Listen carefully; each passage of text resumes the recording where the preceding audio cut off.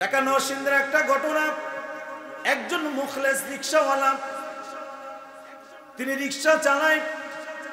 এবার মুখলেসের মধ্যে অনুপ্রেরণা এসে গেছে, আমি আল্লাহর ঘর জিয়ারত করব, পাক্কা নিয়ত করে ফেলল। কিন্তু রিকশাওয়ালা মুখলেস জানে এই রিকশা চালায়া কোনোদিন 5 লাখ টাকা 7 লাখ টাকা জমা করে হজে যাওয়া সম্ভব না। ভালো করে বুঝবেন, মুখলেস এবার আল্লাহ রসুলের সুন্নাহ আমল করা শুরু করেছে। 1 নম্বর হলো নিয়ত করা। মুখলেস পাক্কা নিয়ত করছে, আমি ইনশাআল্লাহ আল্লাহর ঘর জিয়ারত করবই। আমি নবীর রওজার কিনারে দাঁড়াইয়া প্রাণ উজাড় করে সালাম দেব। বলেন আল্লাহু আকবার। মুখলেস পাক্কা নিয়ত করলো, বাকি রইল দোয়া করা। শেষ রাতে উঠিয়া তাহাজ্জুদ নামাজ শেষ করে যায় নামাজের মুসাল্লায় বসিয়া মুখলেস বলে, আল্লাহ, ভালো করে জানি রিকশাওয়ালা টাকা দিয়া আমি হজ করতে যাইতে পারবো না, কিন্তু এটাও জানি তোমার রাসূল বলেছে 3টা কাজ বান্দা বান্দির যদি করতে পারে আল্লাহ রব্বুল আলামিন বাকি দরজাগুলো তার জন্য সহজ করে দিবে। আয়া রব্বি কারীম, আমার জানাটা যদি সত্যই সত্য হয়ে থাকে, আয় আল্লাহ, আপনার ঘর জিয়ারত করার জন্য আপনি আমাকে কবুল করে নেন, নবীর রওজার কিনারায় দাঁড়াবার সুযোগ করে দেন। মুখলেস নিয়মিত দোয়া করা শুরু করে দিলেন। 3য় নম্বর কাজ, এই যে সামনে জিলহজ মাস আসতেছে, জিলহজ মাসে মুখলেসের কাজ হলো তার এলাকা, তার থানায় ঘুরে ঘুরে কারা কারা হজে যাবে তাদেরকে চিহ্নিত করে করে তাদের সাথে কথা বলে বলে বাড়ি থেকে, যেমন রাজাপুর বাস স্ট্যান্ড পর্যন্ত মুখলেসের সাধ্য আছে এই পর্যন্ত আগায়া দিয়ে আসে। বিনিময়ে হাজী সাহেব কিছু নেয় না, বিনিময়ে হাজী সাহেবদের কাছ থেকে মুখলেস কিছু নেয় না। হাজী সাহেবরা যখন জোর করে টাকা দিতে চায়, মুখলেস চোখের পানি ছেড়ে ছেড়ে বলে, হাজী সাহেব, লজ্জা দিবেন না, আল্লাহ আপনাকে ধনাট্যক বানিয়েছে, আল্লাহ আপনাকে আল্লাহর ঘর জিয়ারত করার জন্য মেহমান হিসাবে কবুল করেছে। আমি গরিব, আমি জানি আমার এই রুজি দিয়ে আমি হজে যাইতে পারবো না। ও হাজী সাহেব, আপনার কাছে আমার ভাড়া বাবদ একটুকু আমি প্রেরণা করি চাই। যখনই আপনি ওই আল্লাহর ঘরের সামনে দাঁড়াইবেন, আমি মুখলেসের জন্য একটু চোখের পানি ছেড়ে বলবেন, আল্লাহ, তুমি আমাকে তোমার ঘরের জন্য কবুল করেছো, আমার এলাকার মুখলেসকেও তুমি কবুল করে নাও।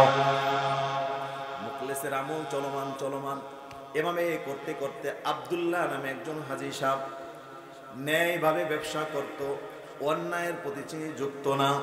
এই হাজী সাহেব একদিন তিনিও হজে যাবে, মুখলেস শুনতে পাইল।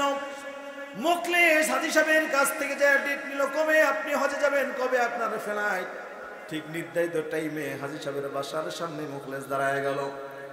পূর্বের মতন ওই হাজী সাহেবের বিছানাপত্রগুলো, আসবাবপত্রগুলো মুখলেস গুছায়া বাস স্ট্যান্ড পর্যন্ত পৌঁছায় দিয়া হাজী সাহেবের হাতটা ধরিয়া মুখলেস বলে, ওরে হাজী সাহেব, আমার জানা মতে আপনি একজন সৎ ব্যবসায়ী, আল্লাহওয়ালা মানুষ, আপনার নামাজ কখনো কাজা হয় না, 5 ওয়াক্ত নামাজ আপনি জামাতের সাথে আদায় করেন।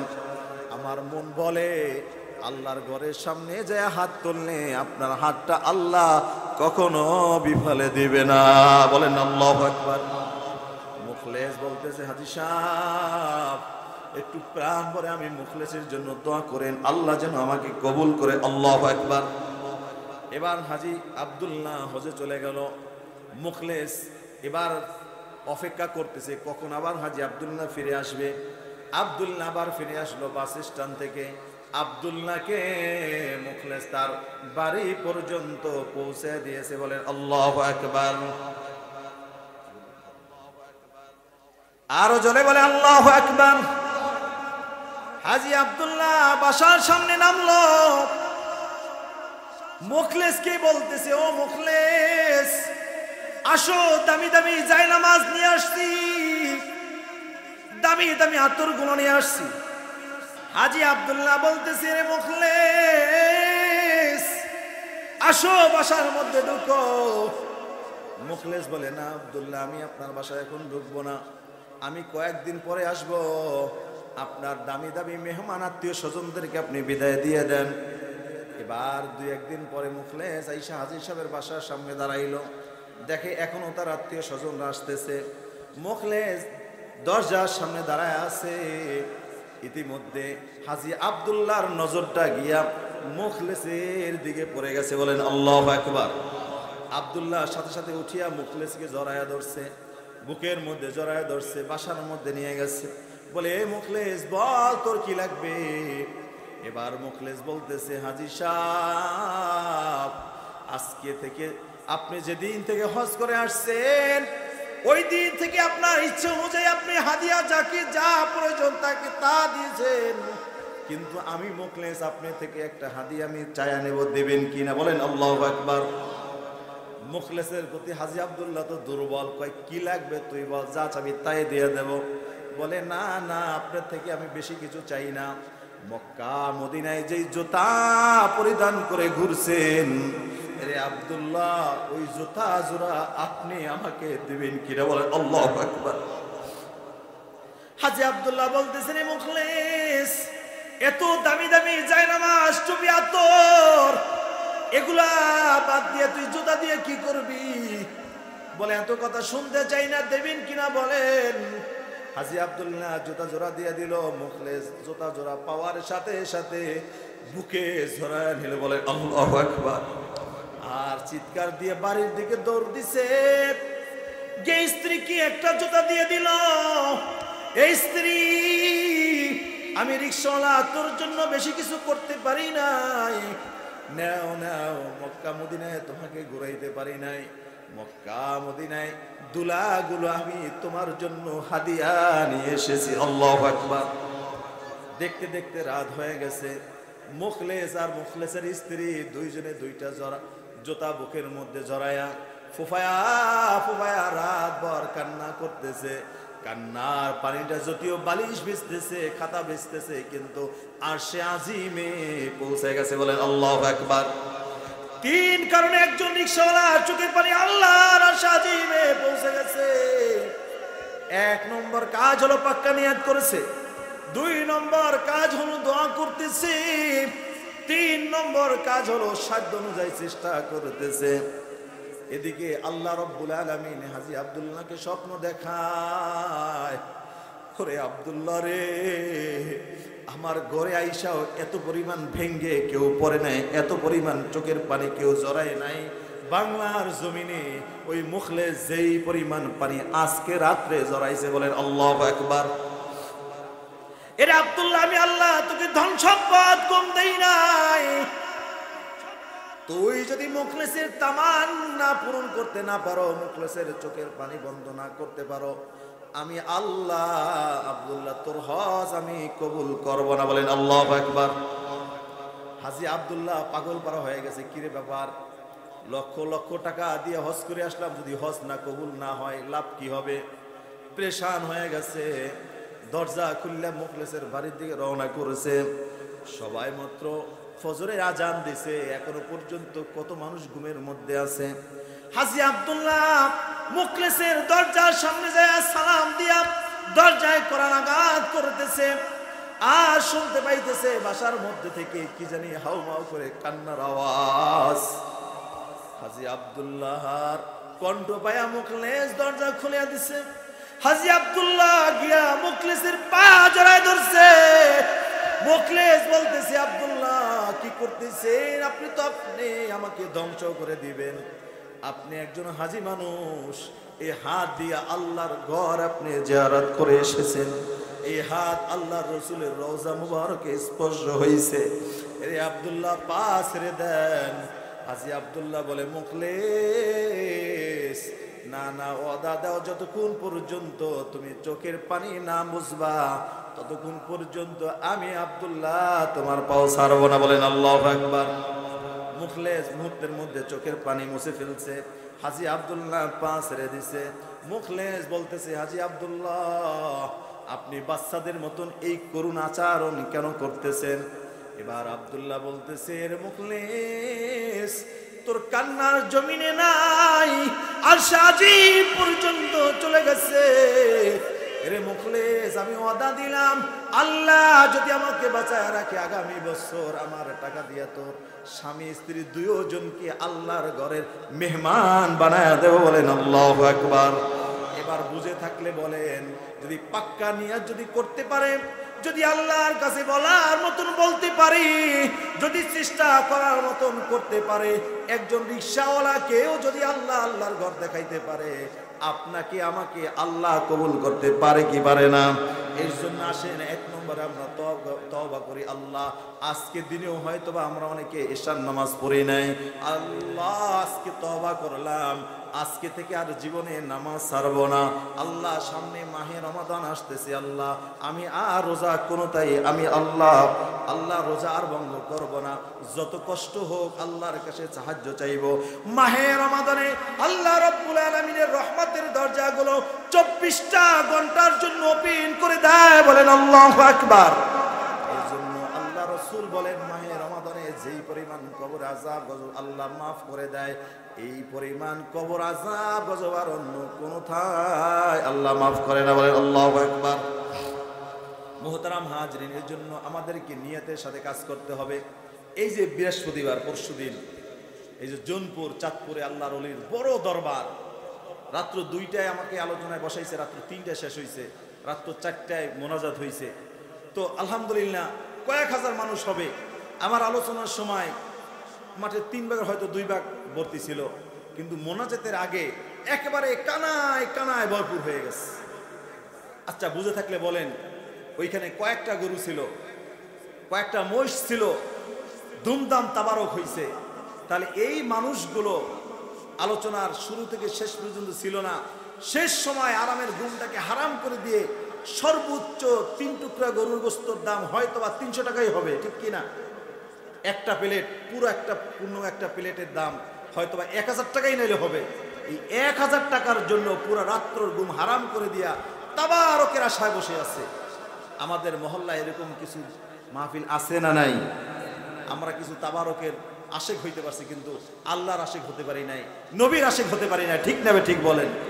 অনেকে বলতেছে তাবারক নাই, ওখানে যায় লাভ নাই। আস্তাগফিরুল্লাহ বলেন। আল্লাহু আকবার। সবচেয়ে বড় তাবারক হলো এটা। আজকের মাগরিবের পর থেকে পর্যন্ত আরো একটা সুসংবাদ শুনেন। আলহামদুলিল্লাহ এই মাহফিলটা বরকতময় একটা মাহফিল। এই ময়দানে মাহফিলটা বন্ধ করার জন্য অনেক ষড়যন্ত্র হয়ে গেছে। আলহামদুলিল্লাহ সব ষড়যন্ত্রকে আল্লাহ ভেদ করে আজকের এখানে একটা নামও আলেম ছাড়া এখানে নাই। আমরা একজন যোগ্য আলেম সভাপতি হিসেবে পাইছি। বলেন আল্লাহু আকবার। এবং আজকে আমরা যারা প্রধান আলোচক হিসেবে পাইতেছি, উনি আলোচনা শুরু করলে বুঝতে পারবেন যে রুহানিয়াত কাকে বলে। বলেন আল্লাহু আকবার। ইনশাআল্লাহ আপনাদের এই যে 1 প্লেট খিচুড়িতে, 1 প্লেট গরুর গোশতে যে আনন্দ উপভোগ না হবে, আল্লাহর কসম দিয়ে বলতে পারি এর চেয়ে আপনারা বেশি প্রাপ্য পেয়ে যাবেন। বলে আল্লাহু আকবার। সবচেয়ে বড় পাওনা হলো এই যে আমাদের এই মাঠের একেবারে কর্নারে দুলাল কাকার বাবায় পড়ে আছে, শুয়ে আছে, অনেক আত্মীয় স্বজন শুয়ে আছে। আমরা এখানে যারা আছি, আমি সব অনেকের বাবাকে নিজ হাতে কবরে দিলাম, মাকে নিজ হাতে কবরে দিলাম। 1 সপ্তাহ, 2 সপ্তাহ, 1 বছর, 2 বছর, 3 বছর হয়ে গেল যে আমরা এখন পর্যন্ত 10টা মিনিট, 1 ঘন্টা সময় নিয়ে মা বাবা রুহের মাগফিরাতের জন্য চোখের পানি নিয়ে সপ্তাহে একটা দিন আমরা দিতে পারছি। এমন সন্তান এখানে কম পাওয়া যাবে, ঠিক কিনা বলেন? আমাদের চাকরি বাকরি, ব্যবসা বাণিজ্যে এত প্রকারের সময় ব্যয় হয়, মা বাবার জন্য একটু দোয়া করার সুযোগ আমাদের হয় না। আছে না নাই? আজকে এখানে আল্লাহর অনেক গোলামরা আছে, এই ছোট্ট ছোট্ট নিষ্পাপ মাসুম বাচ্চারা আছে, হাফেজে কোরআন আছে, কোরআনের জীবিত পাখিগুলো আছে। আজকে তাদের সাথে আপনি হাত বাড়াবেন, আলেমদের সাথে হাত বাড়াবেন, জনম দুঃখিনী মায়ের জন্য একটু দোয়া করবেন, বাবার জন্য দোয়া করবেন। এর চেয়ে বড় হাদিয়া আর কি হতে পারে, ঠিক কিনা বলেন? মুহতারাম হাজির, এর জন্য আমরা ঘোষণা করছি ইনশাআল্লাহ আমরা এই কাজ চালিয়ে যাব। আর আমি আগেই বলছিলাম ইন্নামাল আমালু বিন্নিয়াত, নিয়তের উপর নির্ভর করে। আমাদের এই মাহফিলটা কোনো প্রতিষ্ঠান ফোকাস করার জন্য নয়, এই মাহফিলটা কোনো ব্যক্তি ফোকাস করার জন্য নয়। ইনশাআল্লাহ আমি ইতিপূর্বে, আমরা জেনে খুশি হবেন, আমরা বদরি সাহাবীদের বরকতে আমরা 313 জন সদস্য নেব, যার মধ্যে ইতিপূর্বে আলহামদুলিল্লাহ 83 জন সদস্য 500 এবং 1000 করে হয়ে গেছে। বলেন আল্লাহু আকবার। আল্লাহ রাব্বুল আলামিন বলেন আল্লাযী খালাকাল মাউতা ওয়াল হায়াতা লিয়াবলুয়াকুম আইয়ুকুম আহসানু আমালা।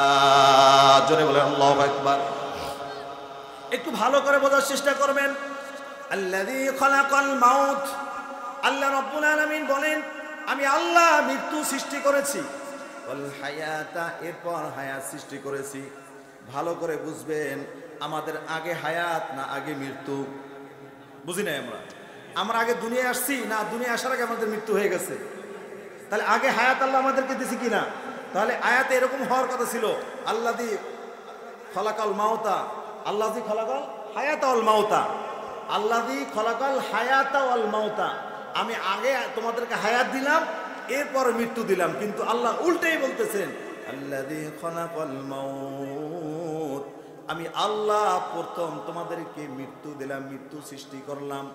এই আয়াতের তাফসীর তরজমা হলো, মুফাসসিরিনগণ বলেন আল্লাহ রাব্বুল আলামিন হায়াত দেওয়ার আগে মৃত্যু দিলেন, এটা কেমন কথা? যেমন এই মাহফিলটা হওয়ার আগেই মাহফিল শেষ হয়ে গেছে, এই কথা শুনলে আপনারা একজন এখানে আসতেন না। মাহফিল হইতেছে, আখিরি মোনাজাতের পরে মাহফিল শেষ হবে, কিন্তু আল্লাহ তাআলা বলতেছেন আমি আগে তোমাকে মৃত্যু দিলাম, এরপর তোমাকে হায়াত দিলাম। কথাটা কেমন যেন হয়ে গেল, আমাদের বুঝতে কষ্ট হলেও সত্য হলো এমন। আল্লাহ রাব্বুল আলামিন বলছেন আল্লাযী খলাকাল মাউত, আমি আল্লাহ সর্বপ্রথম তোমাদেরকে দুনিয়ায় যেমন পাঠিয়েছি, দুনিয়ায় পাঠাবার পূর্বে আরশে আজিমে রূহে জগতে তোমরা দুনিয়ার মধ্যে কয়দিন থাকবে সে হায়াতের সীমা সংখ্যা আমি আল্লাহ নির্ধারণ করে রেখেছি। বলেন আল্লাহু আকবার। তাহলে আমরা রূহে জগতে দুনিয়ায় কয়দিন বাঁচবো তা নির্ধারণ হয়ে গেছে, ঠিক কিনা বলেন? তাহলে আমার মৃত্যু দুনিয়াতে আসার আগেই হয়ে গেছে, ঠিক কিনা? শুধুমাত্র আজরাইল আলাইহিস সালাম আসা বাকি, ঠিক না ঠিক বলেন? বুঝে থাকলে এবার বলেন। আমি জানি আমার আলোচনার 1 মিনিট আর সামনে দেওয়ার সুযোগ নাই। এবার 1 মিনিট আমাকে সময় দেওয়া হয়েছে, 1 মিনিটের মধ্যে আপনি আপনার আলোচনা শেষ করেন। এখন আমি 1 মিনিটের মধ্যে আমার আলোচনা সবার শেষেরটা শুরু করব নাকি শুরুতে যেটা বলতে চাইছিলাম সেইটা শুরু করব? বলেন, বুঝাইতে পারি নাই। আমার মূল কথা যেটা শেষে বলার কথা ছিল সেইটা কিন্তু তুলে আনবো, ঠিক কিনা? আমি 1 মিনিটের মধ্যে আসসালামু আলাইকুম বিষয়টা খুতবা করবো এমন তো না। আল্লাহ রাব্বুল আলামিন বললেন তোমাদেরকে 60 বছর 70 বছর হায়াত দিয়ে দুনিয়ায় পাঠাইছি, তবে সাবধান, খবরদার, এই সময়টা পায়া তোমরা ভাবিও না এই দুনিয়ায় আসছো তোমরা আর যাবা না। এই জন্য আল্লাহ রাব্বুল আলামিন বলেন আল্লাযী খলাকাল মাউত, আমি আল্লাহ প্রথমে তোমার মৃত্যু সৃষ্টি করেছি, ওয়াল হায়াতা, এরপর তোমাকে হায়াত দিয়েছি, আইয়ুকুম আহসানু আমালা, জোরে বলেন আল্লাহু আকবার। এই হায়াতুর ভিতরে তোমার আমলটা কে কত উত্তম আমল করে আসতে পারো? বলেন আল্লাহু আকবার। আচ্ছা একটু কথা বলেন, আল্লাহ তাআলা বলছেন আইয়ুকুম আহসানু আমালা। আহসান শব্দের অর্থ উত্তম, উৎকৃষ্ট, সবচেয়ে উন্নত। আল্লাহ রাব্বুল আলামিন আয়াতে বলছেন তোমার আমলটা, তোমার নামাজটা হোক 2 রাকাত নামাজ, কিন্তু এই 2 রাকাত নামাজ তুমি 4 মিনিট সময় ব্যয় করে সুন্দর করে আদায় করো। তোমার সময় আছে 2 মিনিট, তুমি নামাজ পড়লা 4 রাকাত, কি করলা তুমি? আছে না নাই? এই জন্য আল্লাহ রাব্বুল আলামিন বলেন অনেক আমল আমার কাছে গ্রহণযোগ্য নয়, অল্প আমল, শিরক মুক্ত আমল, বেজাল মুক্ত আমল, ত্রুটি মুক্ত আমল, এটাই আমার কাছে যথেষ্ট। বলেন আল্লাহু আকবার। এই জন্য আল্লাহ রাব্বুল আলামিন বলতেছেন তোমরা এই দুনিয়ার হায়াতের মধ্যে কে কতটুকু উত্তম আমল করে আসতে পারো সেটা পরীক্ষা নেওয়ার জন্য আমি আল্লাহ জমিনে তোমাদেরকে প্রেরণ করেছি। বলেন আল্লাহু আকবার। এবার ও আমার বাবাজিরা, পর্দার আলের মা ও বোনেরা, আমরা একটু হিসাব নিকাশ করে দেখি আমার নামাজটা কি উত্তম নামাজ হয়েছে, আমার তেলাওয়াতটা কি উত্তম তেলাওয়াত হয়েছে, আমার দানটা কি উত্তম দান হয়েছে কিনা, আমার যাকাতটা কি উত্তম যাকাত হয়েছে কিনা, আমার সংসারটা কি উত্তম সংসার হইল কিনা, আমি উত্তম পর্দা করতে পারলাম কিনা, আমি একটা বোরকা পরলাম, আমার ফেস খোলা, এটা কি উত্তম পর্দা হয়েছে কি? বলেন, হয় নাই। আবার আমি বোরকা কখনো পরলাম কখনো পরলাম না, কাউকে দেখা দিলাম কাউকে দেখা দিলাম না, এটা কি উত্তম পর্দা হইল কি? বলেন। আল্লাহ রাব্বুল আলামিন বলেন আইয়ুকুম আহসানু আমালা, তোমার আমলটা, ছোট্ট আমলটা সুন্দর করে সাজিয়ে আসো। আল্লাহ রাব্বুল আলামিন বলেন যদি তোমার আমলটাকে সুন্দর করে সাজিয়ে আসতে পারো, আল্লাহ রাব্বুল আলামিন ইরশাদ করেন, লা খাউফুন আলাইহিম ওয়া লা হুম ইয়াহজানুন।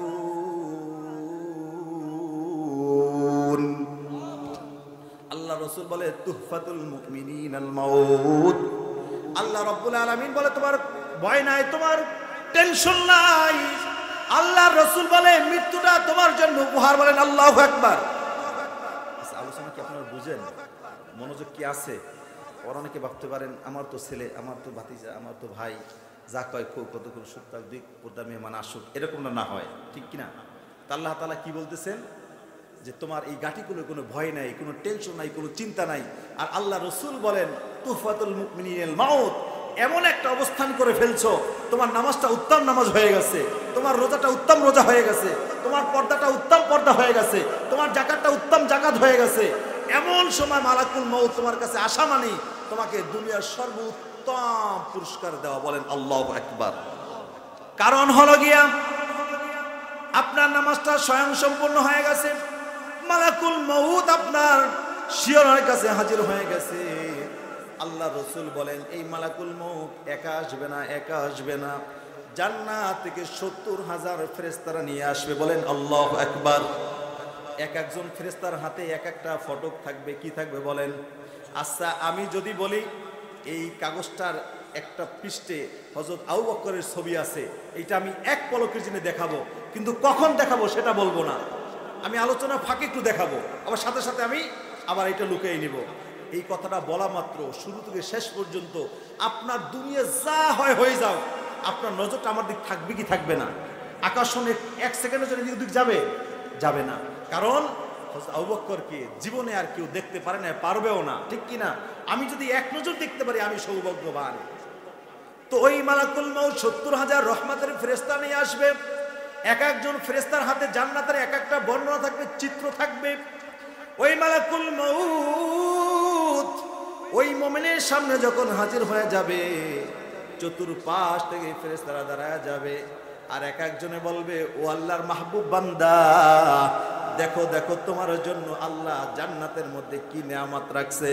এবার ওই মুমিন ওই জান্নাতের চিত্রর দিকে তাকায়া থাকবে, ফটকের দিকে তাকায়া থাকবে। মালাকুল মউত এমন সময় তার রূহটা কবজ করে নিয়ে যাবে। যেমন কখনো কখনো দেখবেন এক ব্যক্তি ধ্যানের মধ্যে আছে, কোনো একদিক খুব মনোযোগ করে তাকায় আছে, এমন তীক্ষ্ণ মনোযোগ, তার আশেপাশে অনেককে ডাকতেছে, অনেকে অনেক জোরে তাকে ডাকতেছে, কিন্তু সাড়া নাই, সে শুনতে পায় না, আছে না নাই, হয় কি হয় না বলেন? আবার অনেক সময় হাত পা অবাস হয়ে যায়। এই অবাস হওয়ার পরে যত জোরে আঘাত করেন ব্যথা কি লাগে বলেন? আপনারা মনে হয় বুঝেন নাই, ব্যথা লাগে। যখন অবাস হয়ে যায় তখন চিমনি দিলে চিমনি কি লাগে?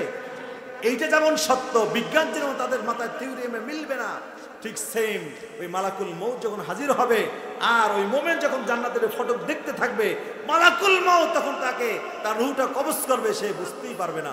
চিল্লায় বলেন আল্লাহু আকবার। আল্লাহ রাব্বুল আলামিন বলেন লা খাউফুন আলাইহিম ওয়া লা হুম ইয়াহজানুন। না না, তার মৃত্যুতে কোনো ভয় নাই, কোনো চিন্তা নাই, এমন করে তার মৃত্যুটা হয়ে যাবে। কবরে রাখবে তো কবরটা নূরে নূরান্বিত হয়ে যাবে। বলেন আল্লাহু আকবার। কথা কি আমরা বুঝতে পারছি কি পারি নাই? মুহতারাম হাজিরিন, এবার আল্লাহ রাব্বুল আলামিন পবিত্র কোরআনের ৩০তম পারা, কত নম্বর পারা বলেন? আরো জোরে বলেন। ১০৪ নম্বর সূরা। আল্লাহ রাব্বুল আলামিন এই ১০৪ নম্বর সূরাতুল হুমাজার মধ্যে বলেন ওয়াইলুল লিকুল্লি হুমাজাতিল লুমাজা। বলেন নাউযুবিল্লাহ। আল্লাহ রাব্বুল আলামিন বলেন ওই সমস্ত মানুষগুলো ধ্বংসপ্রাপ্ত। কারা বলেন? ওই সমস্ত মানুষগুলো ধ্বংসপ্রাপ্ত। হুমাজাতিল লুমাজা। হুমাজা হলো কাউকে সামনাসামনি আঘাত করা, কথা দিয়া নিন্দা করা। লুমাজা তার পিছনে তার সমালোচনা করা, পিছনে তাকে আঘাত দেওয়া। আমি হুজুরের এমন একটা গোপন কথা হুজুরের নাই এখানে প্রকাশ করছি, আগামী দিন হুজুর এখানে আসলে তার মুখে রুমাল দিয়া আসতে হবে। এইরকম কিছু গোপন গোপন থাকে কি থাকে না? আল্লাহ রাব্বুল আলামিন বলে ওই গোপনগুলো যারা ওপেন করে, আল্লাহ বলতেছেন তারা ধ্বংসপ্রাপ্ত। বলেন নাউযুবিল্লাহ। আবার তাফসীরের মধ্যে আসছে ওয়াইলুল লিকুল্লি হুমাজাতিল লুমাজা, যারা সামনে এবং পিছনে যারা নিন্দা করে, যারা গীবাত গেয়ে বেড়ায়, তারা হলো ধ্বংসপ্রাপ্ত। বলেন নাউজুবিল্লাহ। এই রোগটা আমাদের সমাজে আছে না নাই? আরো জোরে বলেন আছে না নাই? এবার আল্লাহ রাব্বুল আলামিন বলেন, এই সমস্ত সিফাত যাদের মধ্যে আছে, গুণ যাদের মধ্যে আছে, তারা দুনিয়ার মধ্যেও ধ্বংসপ্রাপ্ত, মৃত্যুর পরও তাদের জন্য আযাবুন শাদীদ, কঠিন আযাব অপেক্ষা করতেছে। বলেন নাউজুবিল্লাহ। আল্লাহ রাসূল বলেন, মান সামান্তা নাজা। তুমি তোমার জবানটা চুপ রাখো, যদি চুপ রাখতে পারো তো তুমি নাজাত পেয়ে গেলে। বলে আল্লাহু আকবার। আল্লাহ তাআলা বলছে যারা গীবাত গায়, পরনিন্দা করে, তারা ধ্বংসপ্রাপ্ত। আল্লাহ রাসূল বলছে যারা চুপ থাকে সে নাজাত পেয়ে গেল। বলে আল্লাহু আকবার। আবার তাফসীরের মধ্যে আসছে চুপ থাকা মানে এই জবানটা বন্ধ করে রাখা না, না, না, বরং সেই জবানটা আল্লাহর জিকির দিয়ে তরুতাজা রাখা। বলেন আল্লাহু আকবার। যার জবানটা 24টা ঘন্টা সুবহানাল্লাহ, আলহামদুলিল্লাহ, আল্লাহু আকবারের জিকিরের রস দিয়ে ভিজায় রাখতে পারবে, আল্লাহ রাসূল বলছেন 1 নম্বর পুরস্কার হবে ওই ব্যক্তি মৃত্যুর সময় তার জবান থেকে আল্লাহ কালিমা বের করে দিবে। সুবহানাল্লাহ বলবেন। এরপর আমরা কে কে চাই মৃত্যুর সময় আমার জবানে কালিমা নসিব হোক? নারায়ে তাকবীর। এই যে মাদ্রাসার পিছনে আশরাফ আলী ফরাজি আছে না নাই? এই ফরাজি যখন এই রাস্তা থেকে গরু নিয়ে যাইতো, মাঠে যখন যাইতো, তখন জিকির করতো কি করতো না? এক প্রকারে মানুষ তাকে উপদেশ দিতেছে কেসকেসে ফরাজি সত্য না মিথ্যা। কিন্তু তার মৃত্যুর সময় আমি নিজে উপস্থিত ছিলাম। ওই আল্লাহর গোলাম কথা বলতে পারতেছিল না। মৃত্যুর কিছুক্ষণ পূর্বেই তার জবান চালু হয়ে গেছে। দেখতেছি সে বলতেছে লা ইলাহা ইল্লাল্লাহ, লা ইলাহা ইল্লাল্লাহ। জিকির চালু হয়ে গেছে। কিছুক্ষণের মধ্যে আল্লাহর গোলাম জমিন থেকে চলে গেছে। বলেন আল্লাহু আকবার। আল্লাহ রাসূল বলেন শেষ ভালো যার, সব ভালো তার। একজন মানুষ প্রথম জীবনে ছাত্র ছিল, হাফিজে কোরআন ছিল, আলেম ছিল, বক্তা ছিল, কিন্তু মরার আগে আগে সব হারাইয়া বেঈমান হয়ে কবরে গেল। মূলত ওই ব্যক্তির চালান চুরি সব দুনিয়ার মধ্যে রেখে শূন্য হাতে কবরে গেল। ঠিক কিনা বলেন? কিন্তু এক ব্যক্তি দুনিয়ার মধ্যে অনেক নাফার মানে করেছে, কিন্তু এই বরাবরের মতন এক মাহফিলে গিয়া তাফসীরুল কোরআন মাহফিলে, ওয়াজ মাহফিলে গিয়া তওবা করছে, আর সে কালিমা জবানে উচ্চারণ করতে করতে দুনিয়া থেকে বিদায় নিয়ে গেছে। ওই লোকটা ধন্য কি ধন্য না? মুহতারাম হাজরিন, আল্লাহ রাব্বুল আলামিন বলেন, আল্লাহ রাব্বুল আলামিন বলেন ওয়াইলুল লিকুল্লি হুমাযাতিল লুমাযা। ওই সমস্ত ব্যক্তিরা ধ্বংসপ্রাপ্ত যারা একে অন্যের গীবাত গায়, যারা একে অন্যকে লাঞ্ছনা করে, যারা একে অন্যকে ঠকাইতে চায়। এই রোগ আমাদের সমাজে আছে না নাই? ওই লোকগুলা নিজেকে নিজেরা অনেক বুদ্ধিমান মনে করে। চার দোকানে বসে এককালে হুজুরকে ভুল ধরে একবারে পুরা যা কইছে সব ভুল, ওনার সব ঠিক আছে না নাই? কিন্তু উনি যে সব বেঠিক করে বসে রয়েছে ওনার নিজেরই খবর নাই। আছে না নাই? এই জন্য সাহাবায়ে কেরামদেরকে যদি তাদের সন্তানদেরকে জিজ্ঞাসা করা হয়তো তোমার বাবা কই গেছে? মসজিদে গেছে। আসবে কখন তা জানি না। তোমার বাবা কই গেছে? বাজারে গেছে। আসবে কখন? এই যে আসতেছে। মসজিদে গেছে, কখন আসবে জানে না। বাজারে গেছে, কখন আসতেছে? এই যে আসতেছে। একটু অপেক্ষা করে সে এসে পড়বে। আর আমাদের হালত কি হলো? তোমার বাবা কই গেছে? বাজারে গেছে। কখন আসবে জানি না। তোমার বাবা কই গেছে? মসজিদে গেছে। এই তো 45-এর নামাজ, আর 15 মিনিটের মধ্যে এসে যাবে। এই তো আসলো বললে। ঠিক কিনা বলেন? সাহাবাদের ঈমান আর আপনার ঈমান চেঞ্জ হইছে না হয় নাই? এই জন্য আল্লাহ রাব্বুল আলামিন মুমিনদের কথা বুঝাইতে গিয়ে বলেন ইয়া আইয়ুহাল্লাযীনা আমানু, হে ঈমানদারেরা, হে মুমিনেরা। মুমিনদার ঈমানদাররা কারা? তাদের ফজিলত কি? আল্লাহ রাসূল মিরাজে যাইতেছেন। কোথায় বলেন? মিরাজে যাইতেছেন। মিশরের গোসরা নামক একটা জায়গায় বাজার পর্যন্ত পৌঁছায় গেছেন। এমন সময় তার নাকের মধ্যে জান্নাতের খুশবু গ্রাম আসা শুরু করেছে। আল্লাহ রাসূল জিবরাইল আমিনকে বলতেছে, হে জিবরাইল আমিন, আমরা কি জান্নাতের কাছাকাছি এসে পড়েছি?